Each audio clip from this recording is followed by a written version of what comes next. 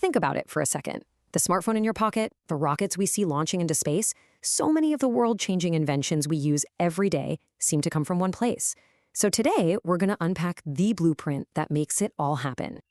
Right, so what is it? What's the secret sauce that makes America such a hotbed for new ideas? Is it just a lucky coincidence, or is there an actual formula at work here? Well, that's exactly what we're going to break down. Okay, so the first ingredient isn't what you'd probably guess. It's not about money, it's not about labs, it's something deeper.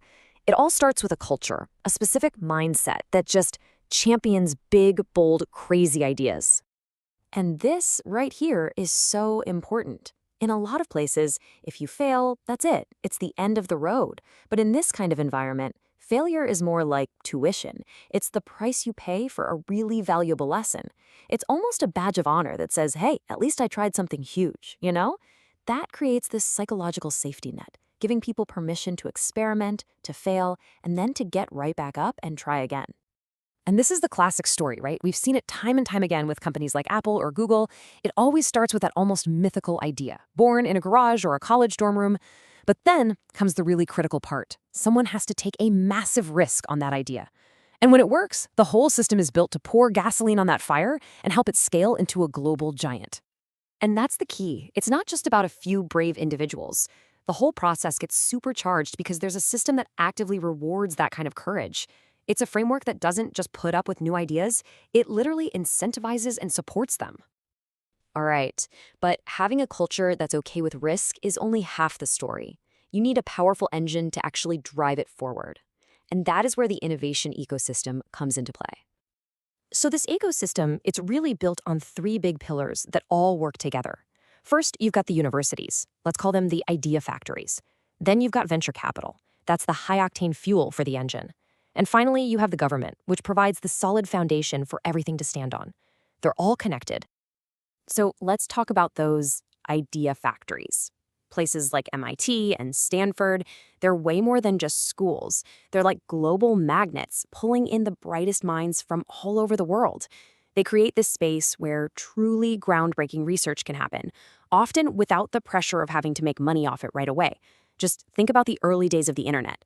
That came out of university research funded by the government long before anyone thought of it as a commercial product. And we're not just talking about dusty old research papers here. These breakthroughs become the seeds for entire multi-billion-dollar industries.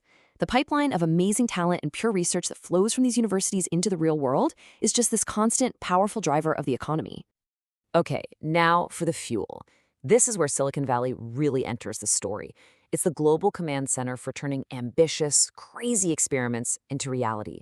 But it's not just about the cash. It's this incredibly dense network of experts, mentors, and just a shared ambition to build the future.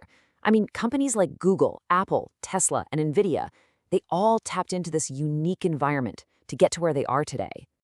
And it's so important to see how these two types of money work together.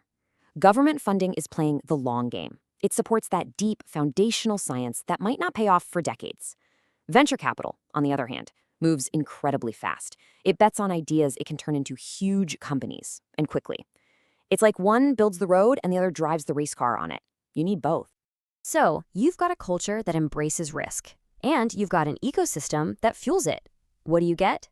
Well, let's take a look at how this is all playing out in the race to build our future. I mean, this chart really tells the story, doesn't it?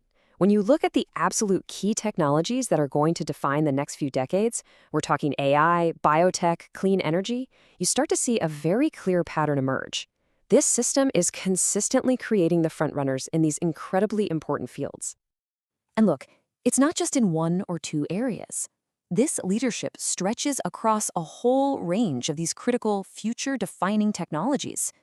This is exactly why, when people around the world ask, so what's the next big thing? The answer so often comes from this exact innovation playground. So we've looked at the culture, we've looked at the ecosystem, and we've seen the results. What's the common thread here? Well, it turns out you can boil it all down to a pretty simple, but really powerful blueprint. And here it is. First, you have to cultivate a culture where taking a big swing and maybe missing is celebrated, not punished. Second, you build that powerful three-pillar ecosystem to actually support those big swings. And third, you have to stay relentlessly focused not on how things are, but on how they could be. And that brings us to what might be the single most important takeaway from all of this. This incredible engine of innovation, it didn't just happen by luck. It wasn't some historical accident. It was built, it was designed, intentionally, by combining culture, capital, and a constant focus on the future. So, as we wrap up, I want to leave you with this one thought.